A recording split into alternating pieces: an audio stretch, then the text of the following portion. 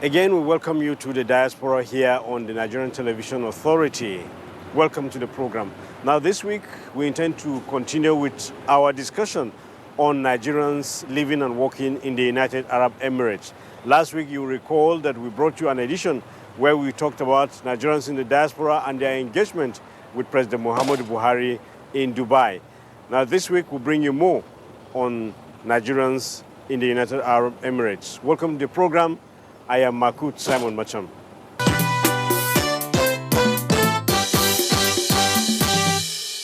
Now, one of the biggest challenges for Nigerians who want to migrate to the United Arab Emirates or to visit Dubai is the information regarding the life in this place and, of course, the requirements to come here.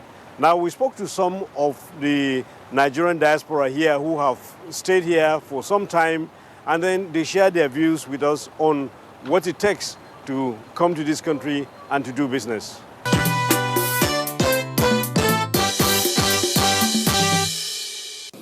I've been here for 12 years now. Wow. Yeah, so it's quite a very long time. What brought you here? I came in for school, I came in for education, and found my life partner, and it's a very comfortable place to settle down, so we started, and have 2 kids by God's grace. Yeah. So how is life here? Life here is amazing. So tell me what you know about Nigerians here of different strata in the past 12 years. What have you seen? Actually, Nigerians are amazing people, we know, and Africans as a whole here. But the challenge is always, with my experience with the team, I work with my Niger team, we realize orientation, having the proper orientation before leaving the country. Like I had my own rough experience when I came, swindled by some guys, but I was determined to put myself on the right channel and get to the level I am today. So it's about having the proper orientation. Like most people come out, they don't understand what it's all about, and coming in a strange land, get involved with wrong friends.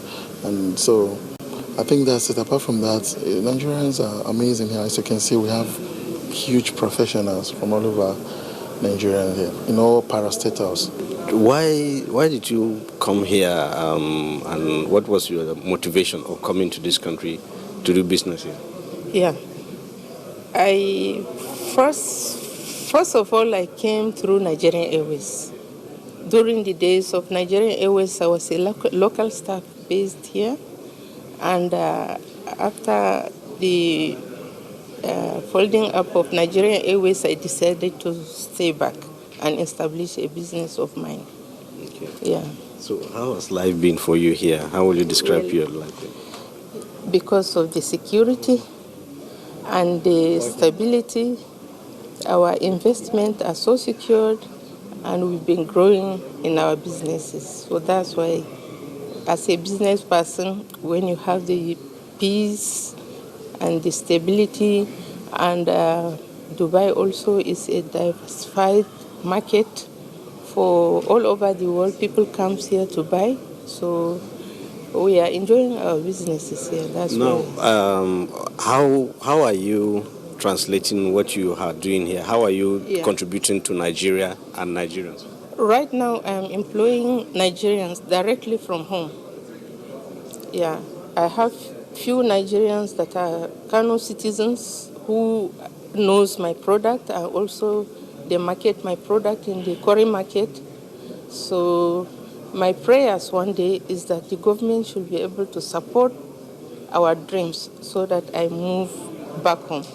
Right now, I have a registration with Kano State Free Zone, and I've given a proposal to the then governor of Kano State. He knows what I'm doing, and even the current governor also knows what I'm doing. He is quite interested in the business, and it's only that it's a matter of time. How long have you been here, and what do you do here? 5 years. We're into technology and we're into real estate. Yeah. You started your business in Nigeria, or you? Yeah, I started the business in Nigeria 18 years ago. Then 5 years ago, we're able to move in here and we're able to have our presence in UK. So why did you choose to come here? Because the ease of doing business and the opportunity that it entails. When you look at it, Dubai gives you a lot of opportunities. It opens up to both the Western and the Eastern atmosphere. And in terms of financial and outreach in relation to Africa, it's one very good. General, how will you describe Nigerians here? Their conduct, their image, their hustle, everything? Like you know, we are the most populous African nation. And once you are going through development, even as a human being, there has to be challenges. But majority of Nigerians has been very good. They've been excelled so well. But it's the tradition. I always have the very few ones. But the majority of us are doing quite very well.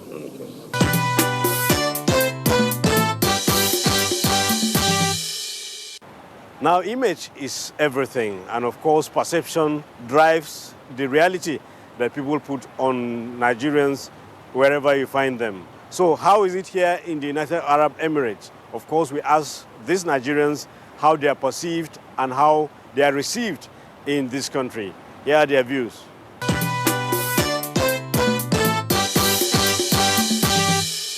You have been here a long time, so you have seen Nigerians come and go, seen young people come in and so on. Tell me the story of migration of Nigerians to this place. Wow. How is it? Okay. Actually, when I came in around 26 years back, there were very few Nigerians here. I can talk of maybe the professors, like the doctors, the engineers, very little business-wise people. So after a while, like maybe 5 years to my stay in UAE, 7, 8 years, Nigerians started coming for business, buying things. And people are also coming to look for jobs, to look for opportunities, which was happening there. But of recent, let's say like 3, 4, 5 years back, there has been a lot of, due to the situation on ground, people are not getting proper jobs to do, they are not getting proper places, and once they come around, sometimes they'll just hang around for a while, check whatever they think they can do, and if it doesn't work well, some of them will move to other places or go back to Nigeria. So that's how it has been there for now. Okay. So how long have you been here? I've been here 6 years. 6 years. Yes. What were you doing before you came here? I was actually pharmacist and IT as well. I've completed my high school in Nigeria, and then I did my college and university in the States. So I've been working as a pharmacist, and I switched into IT. So what's life like for you here? Life is good. We thank God, you know. The best part of living here is actually staying in closer to Nigeria. So obviously it's not a 12, 14, 16 hours trip. It's only a 7-hour trip. So you could be in Lagos any moment. Okay. So are there some challenges you face here as a Nigerian? Just because you're a Nigerian, are there things that don't go well? You know, in reality, I work with a whole bunch of professionals across different nationalities, different groups. And a lot of times, people are so proud to be Nigerians. And that is the honest truth, because they know that we're very hardworking. And one of the things is that every time we come to work, we bring our best to work. What I would love is more people having that mindset that just because you're Nigerian, there's also a pride about us. You know, as much as we want to get fast rich, to be honest with you, doing it the right way will get you further. How long have you been here? Yeah, this is 2 years plus. I'm here with my family. Yeah, 2 years. Okay, so why? How did you come here? Tell me the story. Yeah, it's just, we always want to look for a good life, more challenges. We are doing well, to the glory of God, back in Nigeria. What is the opportunity for people who want to come to this place, and what did you go through that you want to advise them on how to go about it? Yeah, Dubai is a land, I used to say, is a land of gold, a land of opportunities. So many things here because every is like a meeting point to every other country.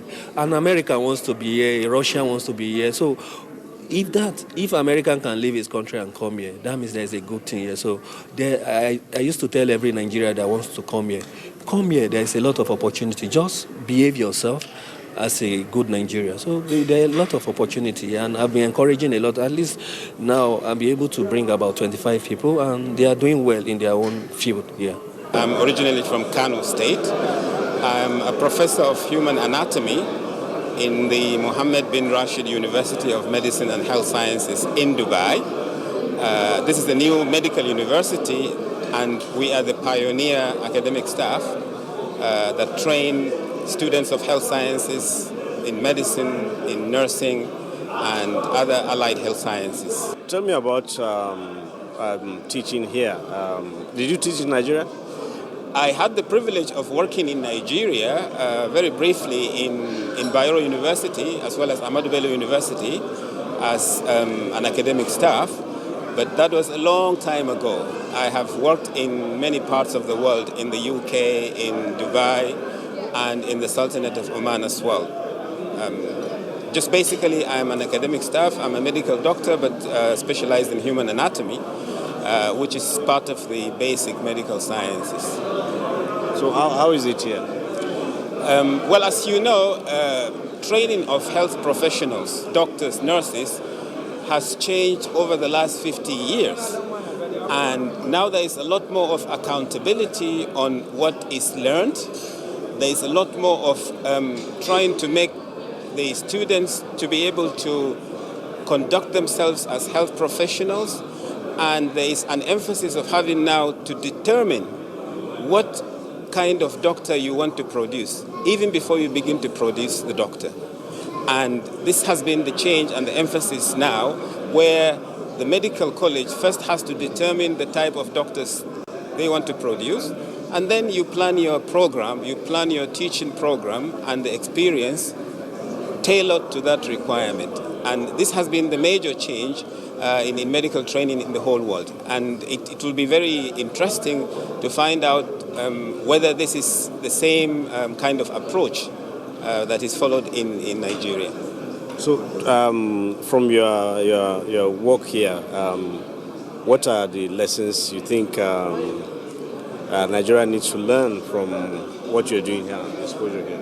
I can summarize that essentially in one or two sentences, that we need to invest heavily in education. I remember there was a time when Bill Gates advised the country that if we only invest in education and health, then everything else will fall into place. And specifically, education and training of health professionals is like killing two birds with one stone. So investment in education, and that means investing in training of the faculty, training of academic staff that will impart that knowledge onto other students. So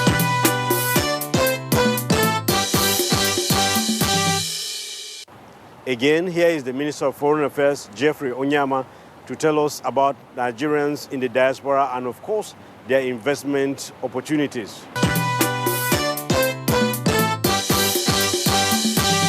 Well, we do hear a lot of positive stories about Nigerians. You know, wherever Mr. President visits, he meets Nigerians in the diaspora, in whichever country he goes to. And these are invariably covered by the media and relayed, back to Nigeria. So we do our best to,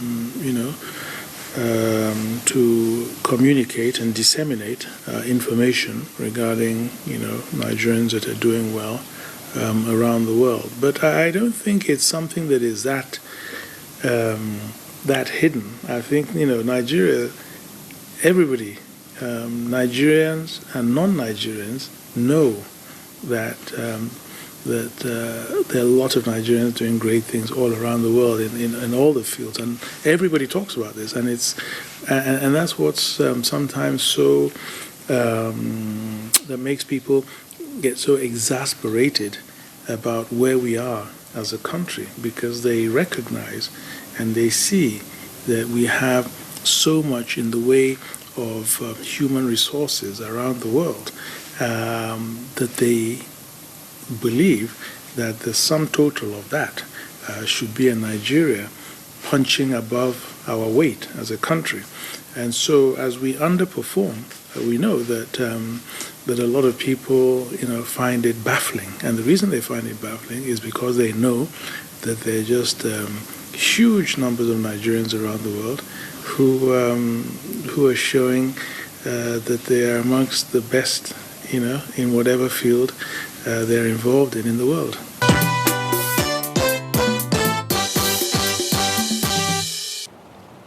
Now we sat down with the Nigerian ambassador to the United Arab Emirates to tell us what the issue is with Nigerians here, and of course the opportunities for Nigerians to do business or reside in the United Arab Emirates.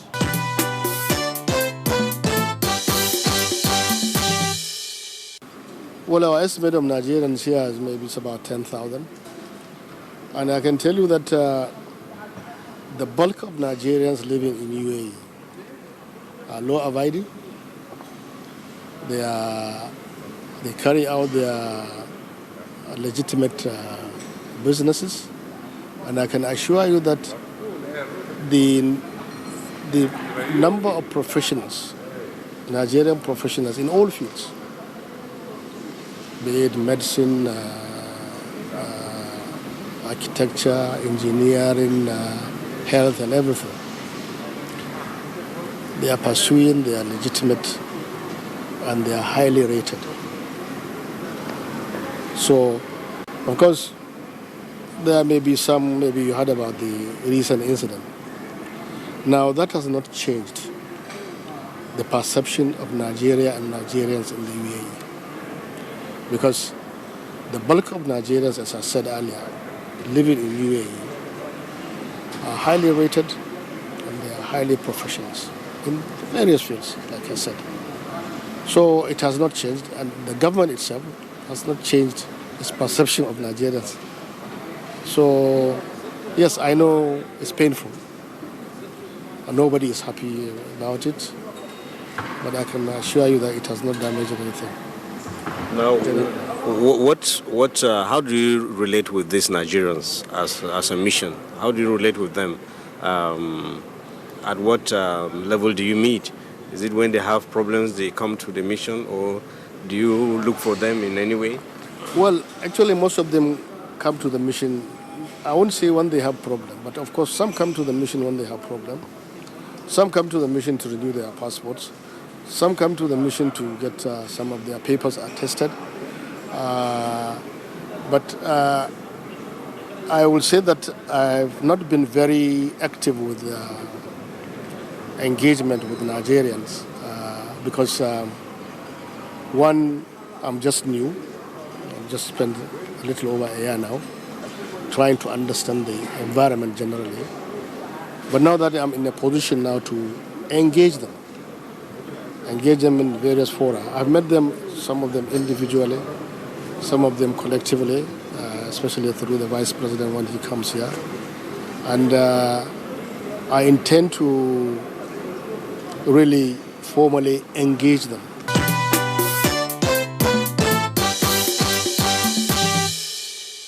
It's time to meet our Diasporan of the Week.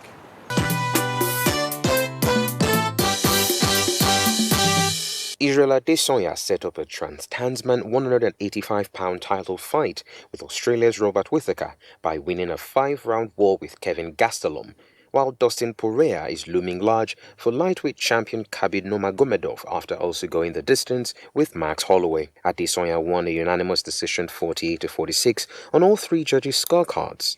It was tied at 38-38 entering the fifth, before the Nigerian-born Kiwi started landing his right hand at will, but it was a 10-8 round for Adesanya. After 5 rounds, we go to the judges' scorecards for decision. All three judges score this contest 48-46 for the winner by unanimous decision and new interim UFC middleweight champion of the world,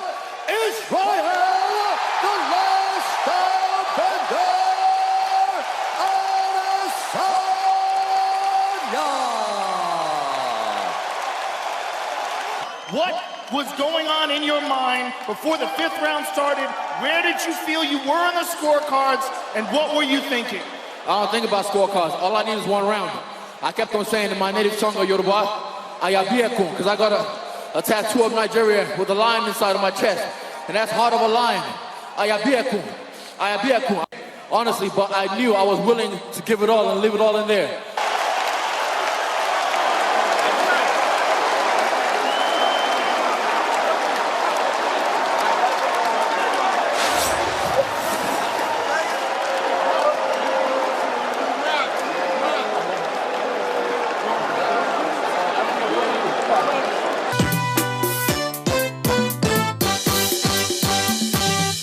Let's hear from the Senior Special Assistant to the President on Diaspora and Foreign Affairs, Honorable Abike Dabiri Erewa.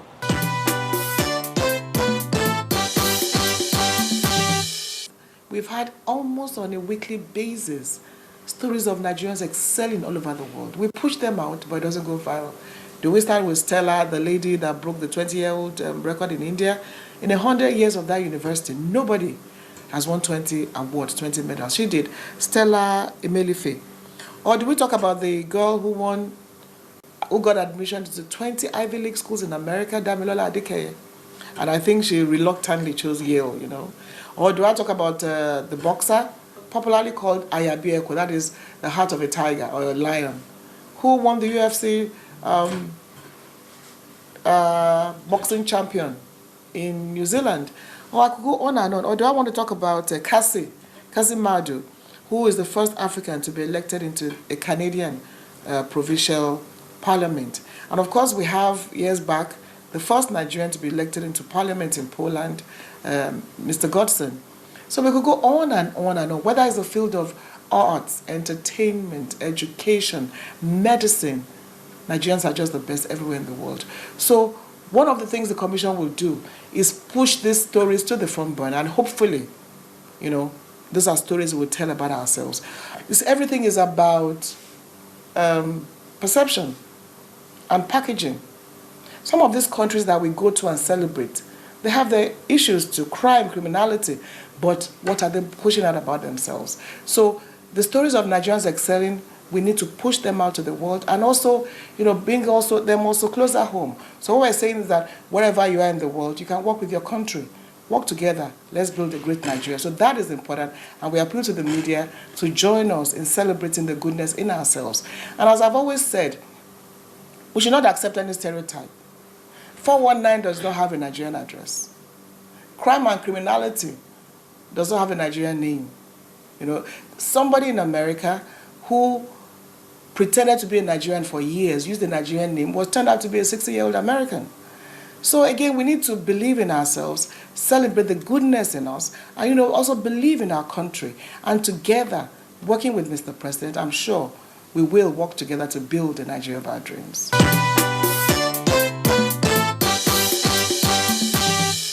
And that's Diaspora for this week. We thank you very much for watching. We invite you to join us next time for another edition. On behalf of everyone who has contributed to making this program possible, I am Akut Simon Macham. Again, thanking you for being with us.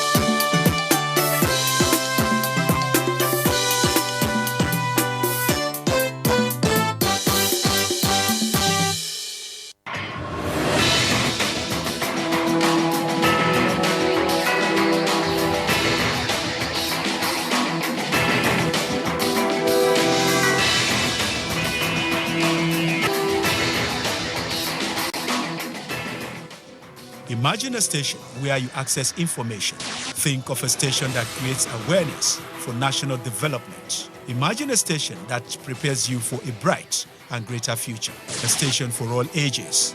Documentaries, classroom and television, events coverage, children's programs and variety shows.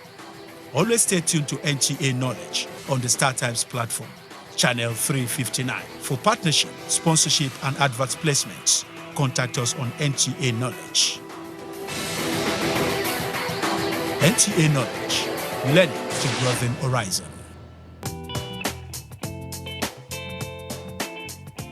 Technology The mother of all inventions has influenced various aspects of human existence that in numerous difficulties has been brought to the barest level.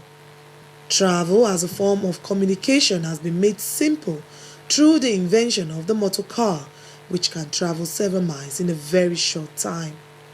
Due to various irregularities on the roads like potholes, careless driving, overspeeding, and a host of others, the chances of motor cars getting involved in accidents cannot be overlooked. As such, devices like the seatbelts and airbags have been made. Basically, airbags are meant to serve as security for lives and property in our vehicles. The motor car airbags are safety devices or features designed to protect passengers and drivers in a head-on collision. The question begging for an answer, therefore, is how many car buyers take time to check the cars for airbags when they are purchasing one? Like we car dealers now, if you are going to buy a car, we're buying the one that has a airbag because people are going through what is raining. About an airbag in a car, it's supposed to be a supplementary restraint system. It's supposed to be something that helps to assist during the time of an accident, but it only works well once you have a seatbelt across your chest, or else otherwise it can be a dangerous thing in a car. Airbags act as a cushion for passengers, thus preventing them from hitting the steering column and dashboard, which may lead to head, shoulder, or even chest injuries. The importance of safety devices in a motor car cannot be overemphasized when purchasing a car. Therefore, it is advised to thoroughly check for those devices before purchasing a car.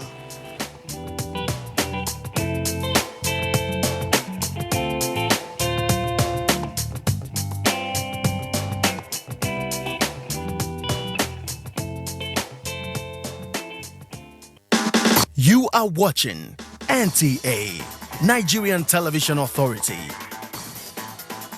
For more information and news updates, visit our website at www.nta.ng,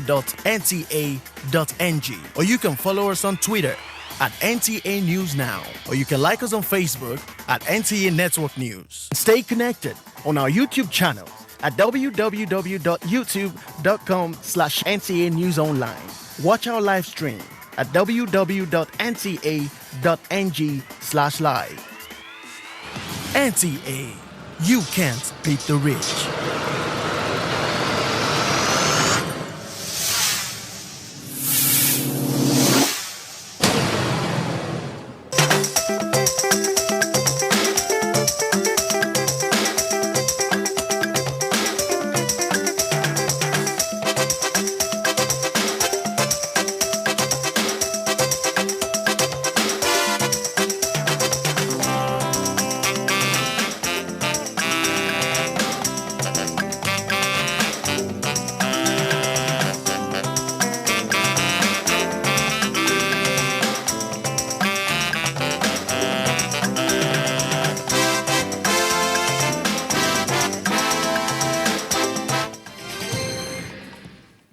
Hello again, here's an update of the news. President Muhammadu Buhari says the unique approach by Governor Kashim Shettima towards resuscitating education and other critical sectors of Borno State economy is not only revolutionary but an appropriate countermeasure to the devastating effects of the Boko Haram insurgency, describing it as highly impressive. The president stated this while visiting the Shehu of Borno after inaugurating various educational, industrial, health, housing, and roads infrastructure projects executed by Shettima administration. The Borno State government has taken advantage of the peace we have generated to achieve so much in housing, roads, agriculture, industry, and most significantly in education. Focusing on education is very imperative due to the peculiar security challenges posed by Boko Haram, whose ideology is dramatically opposed to Western education. Nigerian Immigration Service, in conjunction with other security agencies, is enhancing strategy for the 24-hour e-surveillance of the nation's land borders to checkmate smuggling and other illegal cross-border criminal activities. The Minister of Interior, Abdurrahman Bello Dambazao, who stated this after the Federal Executive Council meeting, also said the memo demanding about 52 billion naira for the project has been submitted. Immigration has a rapid response squad, which is well-trained and armed.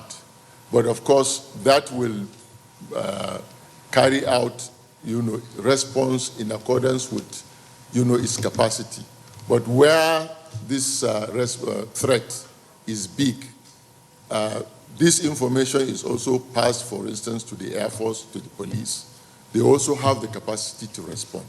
But we want to ensure that the capacity of the immigration to monitor borders, so that the security of management of border can be 100% proof. Information and Culture Minister Lai Mohammed says the fact that the valedictory session of the Federal Cabinet will be scheduled for the 22nd of May 2019 does not mean that the Cabinet will be dissolved on the same day. A statement by the Special Assistant to the Minister, Segun Adeyemi, indicates that this is to clarify his earlier statement to the State House correspondents after Thursday's Federal Executive Council FEC meeting in Abuja, where the minister said it is the prerogative of the president to dissolve the cabinet anytime he chooses. It disclosed that it is inaccurate to conclude that the FEC valedictory session, which will hold on 22nd of May, means the president will dissolve the cabinet on the same day. That's an update of the news. Thanks a lot for watching it. We'll be back with more news in the course of the day.